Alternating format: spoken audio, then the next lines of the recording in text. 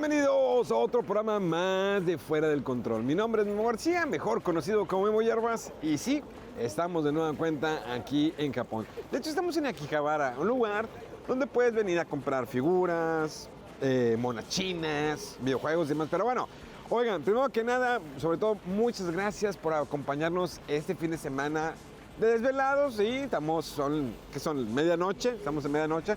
Recuerda que puedes ver todos los programas de Fuera del Control a través de mi canal de YouTube que está apareciendo aquí en la parte de abajo. Y también tenemos contenido en TikTok, hacemos en vivos de vez en cuando, y sobre todo ahora que estamos en Japón, pues vamos a hacer en vivos caminando para que pues me acompañes en esta interacción. Pero imagínate que tú quieres venir aquí a Japón y no sabes, oye, los hoteles o cómo le hago, el avión. No te preocupes, tenemos todavía una segunda fecha en nuestro tour con Memo Hierbas aquí a Japón en noviembre. Tú lo apartas con $500 y vas haciendo pequeños, cómodos pagos mes tras mes hasta llegar a la fecha del tour. Así que aprovecha esta oportunidad, vamos a ir al Parque Nintendo, Estudios Universales, Disneylandia, a la Torre Tokio, vamos a andar explorando, buscando tiendas para comprar juegos y monas chinas. Tienes que venir en esta gran experiencia. El primer tour ya se nos llenó y este ya está a punto de llenarse. Así que aprovecha en este momento, sigue las redes sociales de Ryoko Viajes para que te comuniques con ellos, les mandes un mensaje que quieres saber sobre el tour de Memo Hierbas y pues me acompañes porque va a estar muy bueno. Pero bueno, oigan, como saben, recientemente se cumplió los 30 años de Pokémon. 30 años, se dice fácil. Todos empezamos con esos juegos de Game Boy. Yo empecé con la versión, recuerdo la versión azul y luego me fui con la versión amarilla de Pikachu. La versión de Pokémon, la versión amarilla es cuando podías traer a tu Pikachu que te acompañaba, que no quería entrar a la Pokébola. Era medio curioso y creo que el auge máximo fue cuando ya salió la animación japonesa con Ash y todos sus amigos, todo lo que iba sucediendo. Pero bueno, son 30 años que vamos a recorrer en este programa, pero antes de eso, también recientemente hubo un Pokémon Direct donde nos presentaron algunas de las novedades y una de las novedades fue la caja de música de Game Boy. O sea, es como un reproductor de música de juegos clásicos de Game Boy de Pokémon. Sí, esos juegos de MIDI. Lo curioso es que no puedes poner audífonos, no puedes regular el sonido, lo cual está medio extraño y medio curioso, pero bueno, va a costar $70, solamente se puede comprar a través de la página de Nintendo. Desafortunadamente y de nueva cuenta no estará disponible aquí allá en México. Ni modo. Pero también lo que nos gustó es que nos presentaron la nueva generación de Pokémon. La versión Hola y Aire, o Aire y Hola, no recuerdo bien. Bueno, esta nueva generación de Pokémon la verdad se ve muy bien gráficamente, se ve visualmente, ahora sí, lo que realmente queríamos los seguidores de Pokémon y muchos de ustedes, que se viera un poquito más real, que le metieran un poquito más de galleta, y creo que ahora sí nos escucharon. Desafortunadamente este juego saldría hasta el próximo año 2027, pero vemos Pokémon libres por todas partes. Va a haber como que islas, playas, va a estar medio curioso. Pero bueno, oigan, como les dije, este programa va a ser especial porque vamos a ir a través de la historia de algunos momentos de Pokémon, no todos, porque si no haríamos especial de como de 3 o 4 horas, pero iremos a momentos importantes, momentos icónicos de Pokémon. Así que vamos a arrancar porque esto se está poniendo interesante. Recuerda que estés fuera de control. ¡Vámonos! Pokémon no nació en una sala de juntas, no surgió como una estrategia de mercado, nació de la imaginación de un niño japonés fascinado por la naturaleza. Ese niño era Satoshi Tajiri. Satoshi creció en Machida, Tokio, durante los años 70. En aquella época los campos, los ríos y los bosques eran su patio de juegos. Tajiri pasaba horas recolectando insectos, estudiándolos, intercambiándolos con amigos. Esa obsesión por descubrir criaturas pequeñas, entenderlas y compartirlas, sembró sin que él lo supiera la semilla de algo gigantesco. Pero Japón comenzó a cambiar. La urbanización reemplazó a la naturaleza por concreto. Los terrenos donde cazaban insectos desaparecieron. Para muchos niños eso habría sido el final de una etapa. Para Tajiri fue el inicio de otra. Cambió los insectos por arcades. En los años 80 se volvió un apasionado de los videojuegos, tanto que decidió crear su propia revista llamada Game Freak, donde analizaba títulos arcade con un nivel de detalle casi obsesivo. Lo que comenzó como un fan terminó convirtiéndose en algo más grande, un pequeño estudio de desarrollo. Ahí conoció a Ken Sugimori, el artista que más adelante daría rostro a las criaturas que hoy todos reconocemos. Cuando apareció el Game Boy de Nintendo, Tajiri tuvo una revelación. El accesorio del cable Link permitía conectar dos consolas. Para muchos era solo una función técnica. Para él era la forma perfecta de recrear aquella experiencia de su infancia, capturar criaturas y compartirlas con otros. La idea parecía sencilla, un mundo lleno de criaturas que puedes atrapar, entrenar e intercambiar con amigos. Pero convertir ese concepto en realidad tomó años. El proyecto fue rechazado varias veces, el desarrollo fue complicado. Incluso hubo momentos en que el estudio estuvo cerca de quedarse sin recursos. Pero Tajiri tenía algo claro, no estaba creando solo un videojuego, estaba intentando devolverle a los niños urbanos esa sensación de descubrimiento que él había perdido. Así nació el concepto de Pocket Monsters. Cuando finalmente se lanzaron Pokémon Red y Pokémon Green en Japón en 1996, nadie imaginaba que ese experimento se convertiría en la franquicia multimedia más grande del planeta. Y lo más increíble es que todo comenzó con un niño persiguiendo insectos. A principios de los años 90, la idea de Satoshi comenzó a tomar forma dentro del pequeño estudio Game Freak. El concepto era simple, pero revolucionario, un juego donde los jugadores pudieran capturar criaturas salvajes y compartirlas con otros. Sin embargo, llevar esa idea al hardware limitado del Game Boy era un desafío enorme. La consola tenía poca memoria, gráficos simples y muchas restricciones técnicas. Cada criatura, cada animación y cada sonido debía ser cuidadosamente optimizado. El desarrollo tomó casi 6 años, un tiempo extremadamente largo para la época. Durante ese periodo, el equipo enfrentó problemas financieros serios. Algunos empleados incluso trabajaron sin sueldo por un tiempo, confiando en que el proyecto algún día vería la luz. Nintendo también tenía dudas, pero una figura clave creyó en la idea: Shigeru Miyamoto, quien apoyó el proyecto y sugirió lanzar 2 versiones diferentes del juego para fomentar el intercambio entre jugadores. Esta decisión se convirtió en uno de los pilares de la franquicia. Así nacieron Pokémon Red y Pokémon Green, 2 versiones casi idénticas, pero con criaturas exclusivas. La única forma de completar la colección era conectarse con otra persona usando el cable Link. De pronto, el acto de jugar dejó de ser una experiencia solitaria. Pokémon obligaba a los jugadores a interactuar en el mundo real. El diseño de las criaturas también tenía una filosofía clara. No debían parecer simples monstruos, sino seres con personalidad. Ken Sugimori, el artista principal, dibujó a mano los primeros 151 Pokémon, inspirándose en animales, mitología, objetos cotidianos e incluso conceptos abstractos. Algunos eran adorables, como Pikachu, otros eran inquietantes como Gengar. Esa variedad ayudó a cada jugador a encontrar su favorito. Durante el desarrollo ocurrió algo que se convirtió en leyenda. Al optimizar el código del juego, quedó un pequeño espacio libre en la memoria. Uno de los programadores, Shigeaki Morimoto, decidió usar ese espacio para agregar en secreto un Pokémon adicional, Mew. No estaba planeado oficialmente, y al principio ni siquiera Nintendo sabía que existía. Pero cuando los jugadores descubrieron rumores sobre una criatura secreta, el misterio ayudó a alimentar el interés y el boca a boca. Cuando los juegos finalmente se lanzaron en Japón en febrero de 1996, las ventas iniciales fueron modestas. No fue un éxito inmediato, pero poco a poco los niños comenzaron a hablar del juego en las escuelas. Se reunían para intercambiar criaturas, compartían historias sobre Pokémon raros, sin redes sociales, sin internet masivo. El fenómeno creció de forma orgánica. Pokémon no se volvió popular de la noche a la mañana. Se convirtió en una obsesión lentamente y cuando el mundo se dio cuenta, ya era imparable.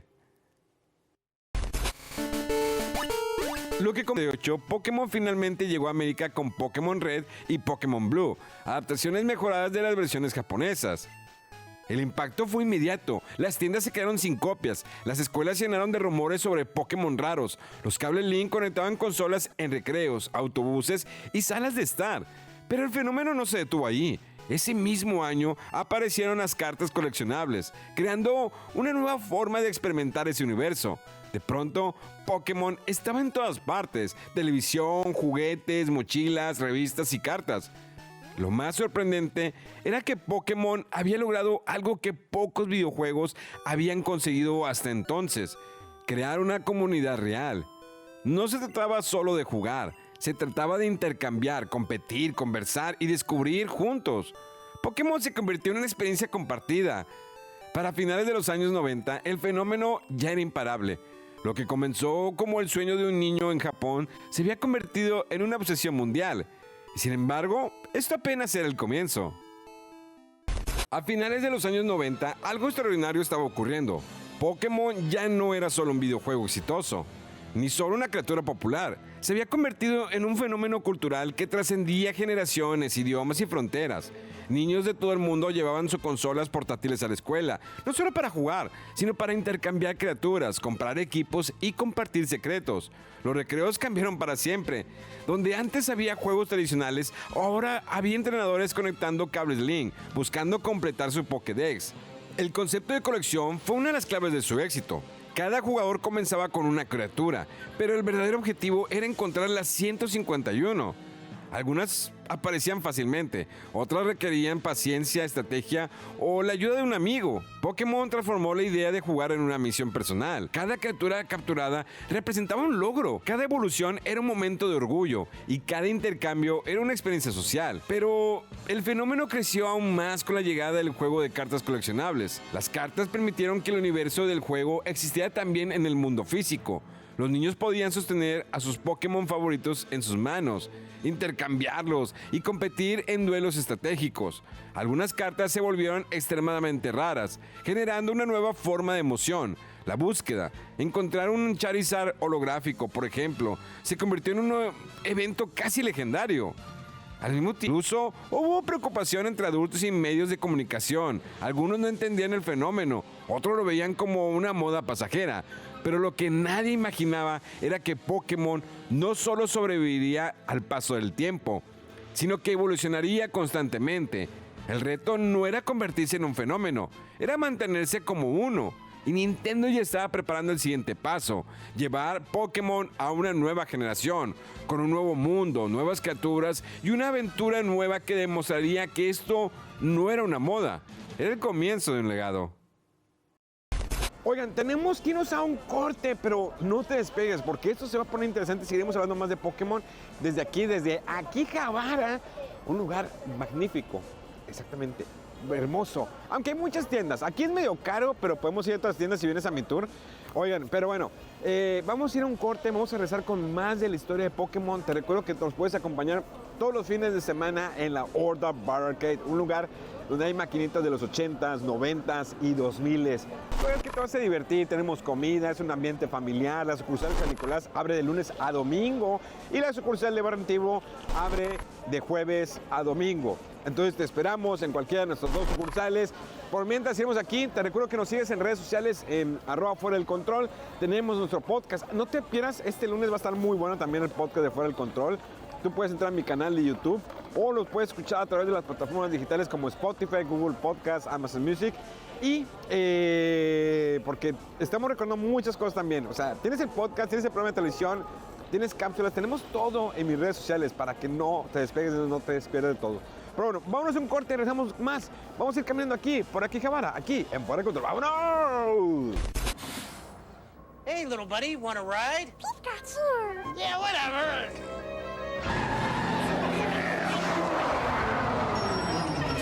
I'll be right back. Where can you catch all 150 Pokemon? On your Game Boy, that's where. Pokemon for Game Boy is here. With both packs, you can catch them all. Games and systems sold separately. Oigan, antes de irnos a otro lugar a buscar figuras o videojuegos, porque hay unas cosas muy interesantes que ahorita les voy a mostrar. Ya estamos de vuelta aquí en Fuera del Control, sí, ya estamos de vuelta. Gracias, producción, como siempre. Saludos a nuestro amigo Canas, que nos está ayudando en la grabación del día de hoy. Por si quieren tours en Japón, pues lo pueden contactar. Ahí ponemos sus redes sociales. Oigan, vamos a continuar con el programa Fuera del Control, con este especial de Pokémon. Pero antes de eso, como se acerca el día de Mario Bros, ustedes saben, ¿no? El día de Mario es especial para todos, en todo el mundo, incluso aquí en Japón. Pero qué mejor manera de celebrarlo comprando un control de Mario. Así tenemos diferentes controles para Nintendo Switch 1 y Nintendo Switch 2 de la gama de Turtle Beach, de PDP de Turtle Beach. Bueno, estos controles, algunos brillan en la noche, eso me agrada bastante. Puedes utilizarlos en Nintendo Switch 1 o Nintendo Switch 2. Toda esta gama que estás viendo en estos momentos, podrás adquirirlo ya sea en Liverpool, Electra o Sears, para que aproveches hasta el 16 de marzo todo lo que es de Turtle Beach con los controles que están hermosos. Pero bueno, oigan, vamos a continuar con el programa de Pokémon 30 años. Pasando esos buenos momentos. ¿Quién no tenía? Manda una foto en Instagram, etiquétanos. Si aún tienes alguna versión de Game Boy Color, las de Game Boy Advance. Ahorita vamos a ir a buscar, ahorita les voy a enseñar dónde hay unos juegos aquí de Pokémon y que sí están algo caritos, pero ahorita les muestro. Vamos a continuar, así que no te despegues porque este especial se está poniendo bastante interesante y vamos a ir caminando. Ahorita son las 10:52 de la mañana, ya empieza la actividad aquí. No ves cosplayers. Si tú vienes con la idea de ver aquí cosplayers en Akihabara, no es el momento, aunque de repente hay gente rara, déjenme decirles. En fin, yo ya traigo mi Nintendo Switch. Ahorita vamos a poner a jugar Pokopia. Así que seguimos, vámonos. Y esto es el programa especial de 30 años de Pokémon. ¡Vámonos! Para el año 1999, Pokémon estaba en la cima del mundo, pero dentro de Game Freak existía una gran pregunta. ¿Qué podía venir después? El primer juego había sido un fenómeno irrepetible. Intentar superarlo no solo era difícil, era arriesgado. Muchos pensaban que Pokémon desaparecería tan rápido como había llegado. Sin embargo, el equipo tenía una visión clara. Si el primer juego trataba sobre el descubrimiento, el siguiente debía tratar sobre la evolución. Así comenzaron los trabajos de Pokémon Gold y Pokémon Silver, desarrollados para el nuevo Game Boy Color. Esta nueva consola permitía algo que antes no era posible: color. Por primera vez, el mundo Pokémon dejaba de ser monocromático. Las criaturas tenían tonos definidos, los entornos se sentían más vivos y la experiencia adquiría una nueva dimensión visual. Pero el verdadero avance no estaba solo en lo visual. Pokémon Gold y Silver introdujeron un sistema que cambió completamente la inmersión del jugador, el ciclo de día y noche. El mundo ahora seguía el reloj real. Algunos Pokémon solo aparecían de noche, otros durante el día. Esto transformó el juego en una experiencia más realista, como si ese mundo existiera incluso cuando el jugador no estaba presente.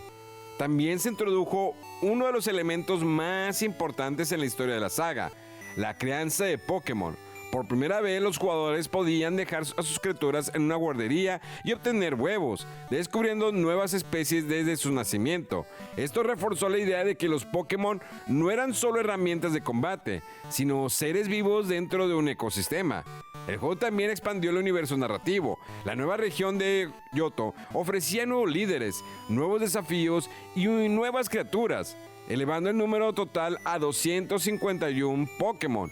Pero el momento que dejó a millones de jugadores sin palabras llegaba después de los créditos.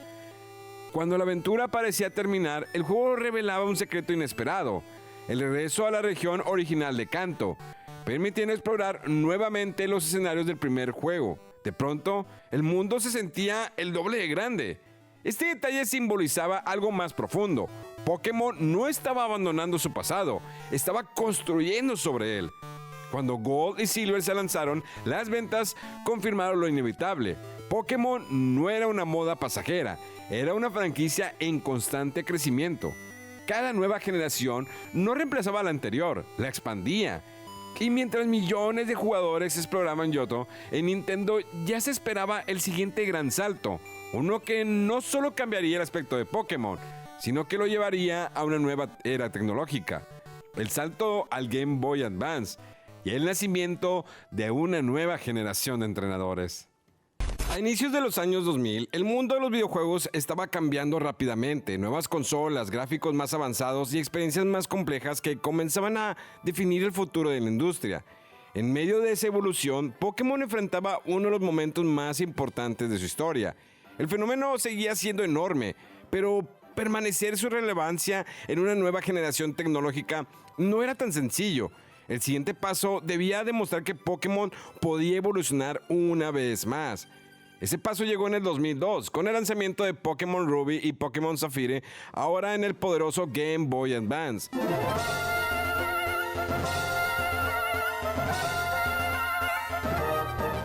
Desde el primer momento, el cambio era evidente. Los gráficos eran más detallados, los colores más vibrantes y el mundo se sentía más dinámico que nunca. Las ciudades tenían mayor personalidad, los entornos naturales eran más complejos y las batallas contaban con nuevas animaciones que hacían que cada enfrentamiento fuera más emocionante. La nueva región, Hoenn, representaba un cambio importante en el diseño del mundo. Inspirada en paisajes tropicales y marítimos, ofrecía una gran experiencia de rutas acuáticas, islas y ecosistemas variados. Esto reforzaba la idea de que el mundo Pokémon era un planeta vivo, lleno de diversidad. También introdujo 135 nuevas criaturas, elevando el total a más de 380, demostrando que la creatividad detrás de la franquicia sigue intacta. Pero este nuevo comienzo también implicó una decisión difícil. Debido a las limitaciones técnicas, no era posible transferir directamente los Pokémon de las generaciones anteriores. Por primera vez, los jugadores debían comenzar de nuevo. Para algunos, esto fue un golpe emocional. Sus compañeros de aventuras anteriores no podían acompañarlos de inmediato. Sin embargo, esta decisión también permitió que una nueva generación de jugadores viviera la experiencia desde cero. Ruffy y Zafire introdujeron sistemas que profundizaban la estrategia, como las habilidades únicas de cada Pokémon y las naturalezas que influían en su crecimiento. Estos cambios añadieron una capa de profundidad que transformó el combate en algo más complejo, recompensando a los jugadores que dedicaban tiempo a entender el sistema. Este periodo también coincidió con la expansión de Pokémon más allá de las consolas portátiles. La franquicia llegó a nuevas plataformas, nuevos juegos y nuevos públicos. Pokémon ya no era solo un éxito del Game Boy, era una franquicia que sobrevivía a cada cambio tecnológico, adaptándose sin perder su esencia. Lo que había comenzado como el sueño de un niño ahora era una institución global, y aún así la evolución no se detenía. El siguiente gran paso no solo traería nuevos Pokémon, sino que conectaría generaciones pasadas y presentes como nunca antes, preparando el camino para el salto al Nintendo 10 y la era moderna. Para mediados de la década de los 2000, el mundo ya estaba conectado de una forma que antes parecía imposible. El internet comenzaba a formar parte de la vida cotidiana y los videojuegos estaban evolucionando junto con él. Pokémon, una franquicia construida sobre la idea de conectar personas, estaba a punto de dar uno de sus pasos más importantes. La llegada del Nintendo 10 no solo representaba un salto tecnológico, representaba una nueva forma de unir a los jugadores. En el 2006 se lanzaron Pokémon Diamond y Pokémon Pearl, introduciendo a la región de Sinnoh. Visualmente el cambio era evidente. Aunque mantenía el estilo clásico, el mundo ahora tenía mayor profundidad, animaciones más fluidas y escenarios más detallados. Las batallas se sentían más dinámicas y cada criatura tenía una presencia más definida. Pero el verdadero cambio no estaba en lo que se veía, sino en lo que se podía hacer. Por primera vez, los jugadores podían intercambiar y combatir con personas en cualquier parte del mundo a través de la conexión en línea. Ya no era necesario estar físicamente junto a otro jugador. Pokémon rompía las barreras de la distancia, cumpliendo completamente la visión original de Satoshi Tajiri: conectar personas a través de criaturas. El juego también profundizó la mitología del universo Pokémon. Las criaturas legendarias Dialga y Palkia representaban conceptos abstractos como el tiempo y el espacio, llevando la narrativa a un nivel más ambicioso. Pokémon ya no era solo de capturar criaturas, hablaba de fuerzas que daban forma al universo. Otra innovación importante fue la compatibilidad con generaciones anteriores mediante transferencia, permitiendo que los jugadores recuperaran criaturas que habían entrenado años atrás. Era un recordatorio de que cada aventura formaba parte de un viaje más grande. Diamond y Pearl marcaron el momento en que Pokémon dejó de ser solo una experiencia portátil para convertirse en una red global. Millones de jugadores en distintos países podían enfrentarse entre sí, intercambiar criaturas y formar parte de la misma comunidad. Era la realización completa de una idea que había nacido con un simple cable link, pero el siguiente salto cambiaría a algo aún más fundamental. Por primera vez, Pokémon abandonaría los gráficos en 2 dimensiones para entrar completamente al mundo en 3 dimensiones, un cambio que redefiniría su identidad y abriría una nueva era. Oigan, tenemos que irnos a un corte. No te despegues porque esto todavía está arrancando. Vamos a la mitad de este especial recordando los mejores momentos más épicos de Pokémon a través de estos 30 años. Juegos de Game Boy Advance, anime, cosas que han salido y que la verdad nos ha divertido mucho. Sobre todo a los que crecimos con Pokémon. 30 años hice fácil. Y todavía faltan los 40 años de Legend of Zelda. Pero bueno, vamos a seguir. Déjenme platicarles, aquí hay un edificio muy bueno, estamos enfrente de la estación de Akihabara, si nuestro amigo camarógrafo enfoca para allá, miren, esa es la estación de Akihabara. Tú llegas a este lugar, aparte que hay panecitos muy ricos, y ya llegas a esta parte. Hay gachapones, miren, tenemos aquí, esos son los famosos gachapones, donde se te puede acabar el dinero fácilmente.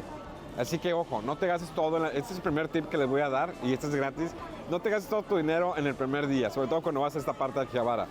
Y bueno, y tenemos, luego ahí hay figuras, hay un bocó, pero oigan, ya nos tenemos que ir. Bueno, vamos a ir a un corte, regresamos con más. No te despegues porque esto es Fuera de Control. ¡Vámonos! お返事ピカチュウは喜んだり励ましたり褒めたりお返事ピカチュウ480円マクドナルド君にはどう答えてくれるかな Quería enseñarles mi Pokémon de Magikarp, pero ya me lo comí. Estamos comiendo porque hacía hambre. Ya estamos de vuelta aquí en Fuera del Control. Una disculpa porque estoy comiendo. La verdad, me gusta mucho la comida de aquí. Y esto es, pues, panecito con crema por dentro, que es custardo. Custard. Hay que probarlos. Hay mejores, pero la verdad está bueno. Oigan, vamos a continuar con nuestro especial de 30 aniversario de Pokémon para que no te despegues. Te recuerdo que estamos en redes sociales. Aquí estamos en stream siempre en TikTok, todos los días estamos caminando para que me acompañen, platicando, conociendo. Vamos a hacer también especiales de algunas tiendas de aquí de Japón, ya hemos hecho, pero me han dicho, oye, pues si vas a ir a otras de Japón, ¿por qué no hacerlo? Bueno, pues sí, vamos a volverlo a hacer. Te recuerdo que todos los lunes tendremos nuestro podcast a primera hora para que lo puedas ver en video en mi canal de YouTube o si no, solamente en audio en plataformas digitales. Y vamos a continuar con este especial de 30 años de Pokémon. Durante más de 15 años, Pokémon había evolucionado constantemente, pero siempre conservando una característica esencial: su identidad visual en 2 dimensiones. Los sprites, las animaciones limitadas y la vista clásica desde arriba se habían convertido en parte de su esencia. Sin embargo, la industria avanzaba rápidamente y el público esperaba experiencias cada vez más inmersivas. Pokémon necesitaba transformarse una vez más. En ese momento, llegó en el 2013 con el lanzamiento de Pokémon X y Pokémon Y, desarrollados para el Nintendo 3DS. Por primera vez en la historia de la saga principal, el mundo Pokémon estaba completamente construido en 3 dimensiones. Los personajes ya no eran simples figuras pixeleadas, ahora tenían volumen, movimiento natural y expresiones más definidas. Las criaturas cobraban vida como nunca antes vistas. Las batallas también cambiaron radicalmente. Cada Pokémon tenía animaciones únicas, movimientos más espectaculares y una presencia que reforzaba su personalidad. El combate dejó de sentirse como un intercambio de imágenes estáticas y comenzó a aparecer un enfrentamiento real entre criaturas vivientes. Era el paso que la franquicia necesitaba para mantenerse vigente en una nueva generación. La región de Kalos, inspirada en Francia, ofrecía ciudades más grandes, arquitectura detallada y una sensación de escala que antes no era posible. Pero más allá de lo visual, el juego introdujo una de las mecánicas más impactantes en la historia de la saga: la mega evolución. Por primera vez, ciertos Pokémon podían transformarse temporalmente en versiones más poderosas durante el combate. Era una manifestación del vínculo entre entrenador y Pokémon. Esta idea reforzaba el mensaje central de la franquicia: la conexión lo es todo. Estas versiones también marcaron un momento simbólico importante. Representaron el esfuerzo de Game Freak por modernizar la franquicia sin perder su identidad. El salto al 3D no solo era un cambio técnico, era una declaración. Pokémon estaba listo para el futuro. Millones de jugadores, algunos que habían crecido con el Game Boy, ahora experimentaban Pokémon en una forma completamente nueva. La franquicia no solo había sobrevivido al paso del tiempo, había evolucionado junto con su audiencia. Pero el siguiente paso no ocurriría en una consola portátil tradicional. Por primera vez, Pokémon llegaría al hardware más poderoso que Nintendo había creado, llevando la aventura a la alta definición. Durante décadas, Pokémon había sido sinónimo de consolas portátiles, desde el Game Boy hasta el Nintendo 3DS. La experiencia siempre estuvo en la palma de las manos, pero en el 2017 Nintendo presentó una consola diferente, el Nintendo Switch, un sistema que podía funcionar tanto como consola portátil como de sobremesa. Por primera vez, Pokémon tenía la oportunidad de existir en un hardware híbrido, capaz de ofrecer experiencias más ambiciosas sin perder su esencia portátil. Ese momento llegó en el 2019 con Pokémon Sword y Pokémon Shield, los primeros títulos principales de la saga diseñados específicamente para una consola doméstica de alta definición. El cambio era evidente desde el primer instante.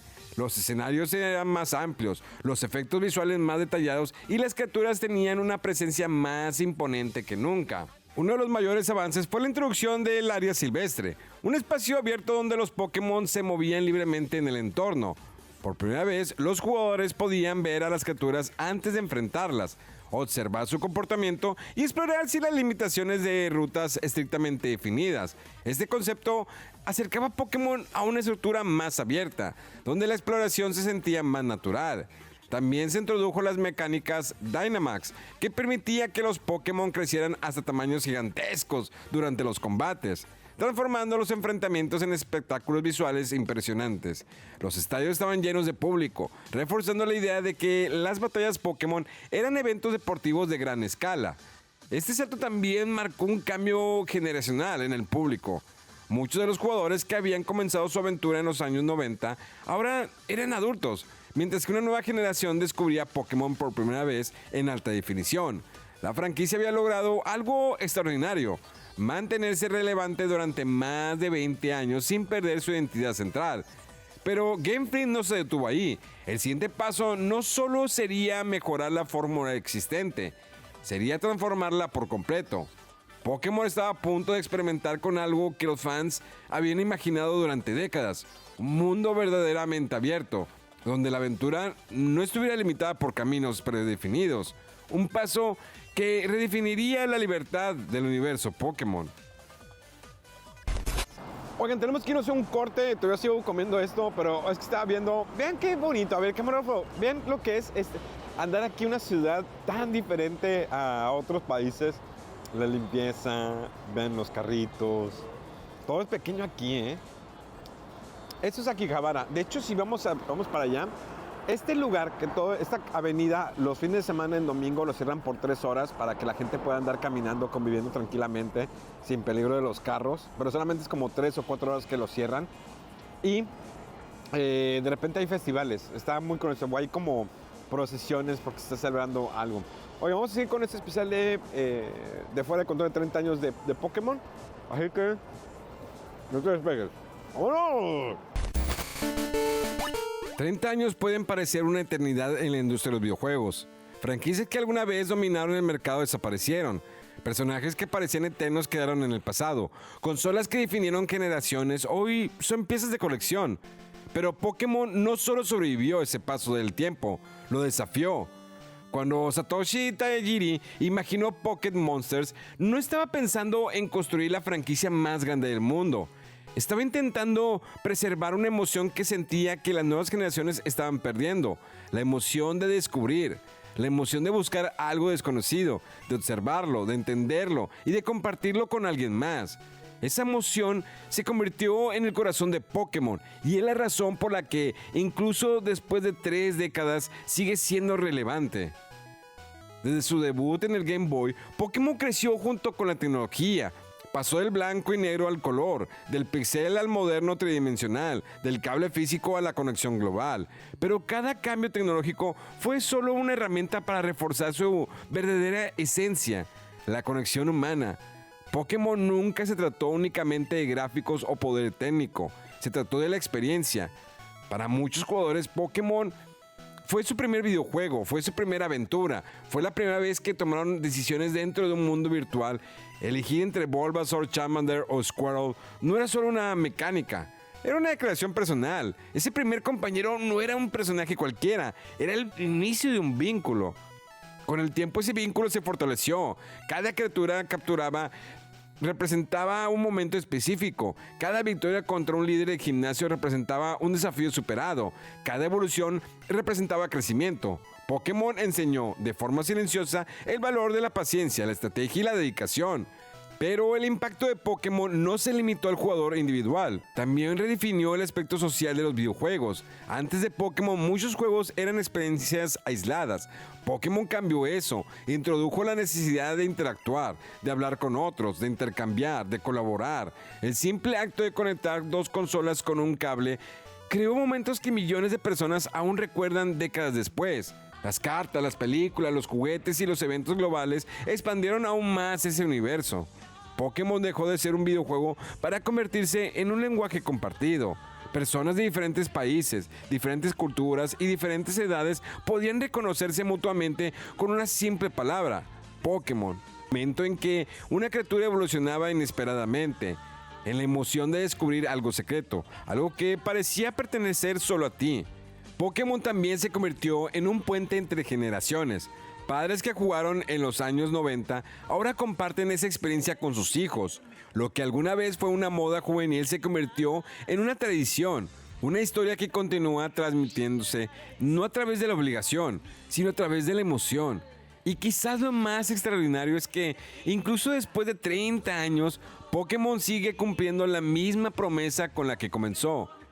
Cada nueva generación ofrece un nuevo inicio.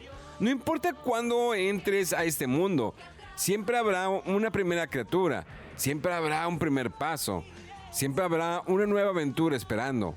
Porque Pokémon nunca ha sido solo un producto, es un recuerdo, es una experiencia, es un viaje. Y mientras exista alguien que encienda una consola por primera vez, escuche esa música inicial y elija a su primer compañero, Pokémon seguirá vivo. Oigan, ya nos tenemos que ir. Sí, lamentablemente nos vamos a despedir. Espero que les haya gustado mucho este especial de Pokémon de 30 años. También tenemos otro especial de Pokémon en mi canal de YouTube del podcast, que es muy diferente a lo que hicimos aquí en televisión, para que vayan en ese momento a verlos y lo disfruten. Es una plática agradable mostrando muchas de las cosas que salieron, ya sea juegos, peluches, juguetes, que nos llevamos a ese podcast. Este pasillo es muy famoso porque normalmente se ponen las chicas que te invitan a los maid cafés, que son como cafés con chicas que solamente hablan japonés y te dicen cosas bonitas pero no entienden nada. Sí, aquí se ponen siempre en la tarde-noche, ahorita no hay y aprovechamos porque normalmente cuando te pones a grabar no dejan que las grabes. Pero bueno, oigan, vamos ahora sí, vamos a ir caminando, vamos a explorar, vamos a ver algunas cosas para que no te pierdas los próximos especiales. Tenemos especiales de juegos de PlayStation, la próxima semana tendremos un especial de juegos raros que no llegaron a América desde Japón, como el juego de Evangelion de Nintendo 64, Dragon Quest X, entre otros juegos y curiosidades que nos encontramos para que estés muy atento. Recuerda seguirme en mis redes sociales que están apareciendo aquí en pantalla. En TikTok estamos haciendo stream caminando aquí en Japón para que también me acompañes de una vez. Agradecemos al señor Canas que nos estuvo en las cámaras acompañando. Recuerden que tenemos un tour, nos quedan ya la mitad de la gente, o sea, faltan como 6-7 personas más para que ya sigan este grupo, para que en este momento sigas a Ryoko Viajes y preguntas por el tour de Memo Hierbas y tengas esta experiencia tú conmigo aquí caminando, platicando, cómo no, y por qué no, pues una cena también tendremos cenas. Todo este tour lo puedes ver en las redes sociales de Ryoko Viajes, que es lo que incluye, así que aprovecha. Y también te recuerdo que tenemos todos los controles de Turtle Beach, que son de la marca PDP de Turtle Beach. Controles formidables para que ahorita, aprovechando que es el día que viene, el día de Mario Bros. Sí, el día de Mario, pues aproveches. Pero bueno, ya nos tenemos que ir. Vámonos, nos vemos la próxima semana con más de Fuera del Control. Recuerda seguirme y esto es, fue y será Fuera del Control. ¡Vámonos!